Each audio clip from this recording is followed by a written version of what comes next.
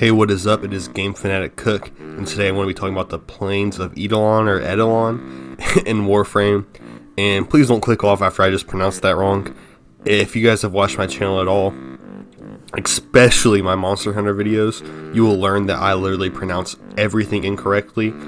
I am stupid, and I also have a speech impediment from when I was a child, and both those are excuses, and I should be able to pronounce everything fine. Anyway, moving on. The reason I want to talk about the Plains of Eidolon in particular, and not just open world in general in Warframe, is because I feel like the Plains of Eidolon, to me, is the best open world. I'll also, quick disclaimer, I still have yet to play a new update, so I'm talking about the Plains of Eidolon, Orvalis, and, you know, the infested one. You guys can tell I really know my stuff. What's the infested one called? Orvalis, Plains of Eidolon. Guys, this is gonna be a 10-minute video of me just trying to remember what the hell the infested one is called. Holy shit. The divide, maybe? No, that's not it. Anyway, forget that stuff, guys. We're talking about the Plains of Eidolon and why I think it's by far the best open world of those three. And, you know, just I think the Warframe actually really improved the game by adding it, and it's really great. It was really great new content when it was released and adds a lot to the game. First off, I want to say they made a lot of new enemies created just for the open world to help them fit better. A lot of Grenadier soldiers were upgraded to be a little bit faster. A lot of new wildlife was introduced, and then there's also like the ships that come down and attack you, or just the people on those Walker 2 ships, those little ships that fly around look like they're straight from Star Wars, you know, find there and shoot you on some bullshit. So I feel like they add a lot of cool enemies that really makes it a unique experience. And then the biggest thing that I really like about the Plains of Eidolon, and actually this goes for all of the open worlds, is that they're big enough to feel like you're getting a full open world experience, but they're small enough to where they're not super barren for the most part, and it doesn't slow down missions. Like, it's not like sending you like 30 minutes one way and 30 minutes the other way when you do bounties. They're small enough to where it's realistic to travel all over them in one gameplay session. So I really like that. And beyond that, you know, they even give you teleporters, and there's the Arcwing launchers that allow you to get around even quicker. Then also the K-boards when you get to Orvalis, the ice place. It all just lets you travel around way quicker. I feel like that's really cool because you have this open world, but to a small enough size, there's enough mobility options to where you can really travel all around it very quickly and just really experience all of it. I think the Plains of Eidolon look beautiful. I love traveling them. I think the landscapes look awesome. The trees, the vegetation, the different like little mountains and hills. I think the water, I specifically noted in my notes here, the water looks very nice, and I really do like it. And yeah, it's just super cool. I think there's pretty cool lore around it.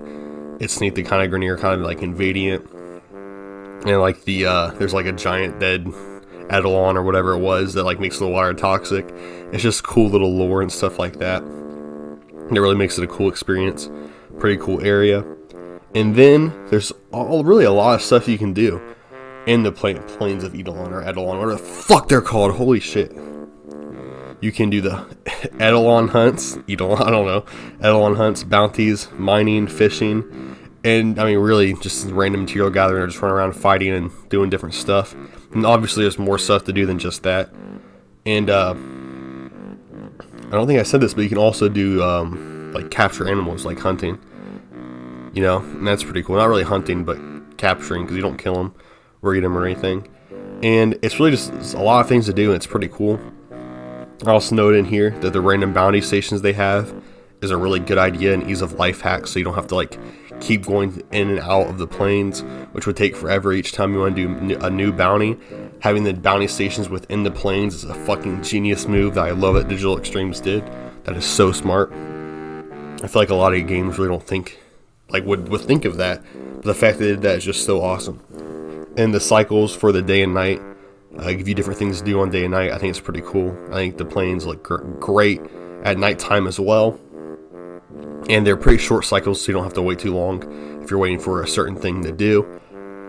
And then that's really all the good things I have to say about it. Obviously, there's a lot of good things. I really like the Plains. They are my favorite open world. But the one thing I do want to talk about that is bad is how repetitive bounties are. This is a problem on all the open worlds. But since this is probably the only one I want to talk about, it's so goddamn repetitive. The bounties are so shitty. Bounties are such a shit thing to do. And they're all the same throughout. Like, there's like one or two individual unique missions for each like open world, but you know, a lot of them share the same stuff. And in each scenario, they're all dog shit. The best one is the infested one. I still can't remember the name, guys, but they have the best bounties and the most unique in my opinion, and are my favorite to do. But Orvalis and the Plains just have such dog shit boring bounties, which makes sense since the Plains is like their first one they did. So it kind of makes sense that they're that boring, but still, man, holy shit, you do like 3 in a row and you just want to kill yourself. It's awful. It's like, man, I'm grinding my standing, but I don't care this much. But yeah, that's pretty much all I have on it. But yeah, overall, I think it's a great open world place to visit. I really do enjoy it, and I'm glad they added it to a game, and I'm glad that they were brave enough to add this open world segment to their game, which was obviously something very unique at the time, and it was pretty, I feel like, controversial when they announced it and released it. I feel like people weren't completely supportive of it, but now I feel like most Warframe players do enjoy it. I know I'm definitely one of those people that do enjoy it, and I really didn't get into the lore behind it or anything, because it's not really what the video's about, but I think a lot of the lore behind it's pretty cool. But I really don't feel knowledgeable enough on it to really get into it right now. I'm going to spew some bullshit, that's for sure.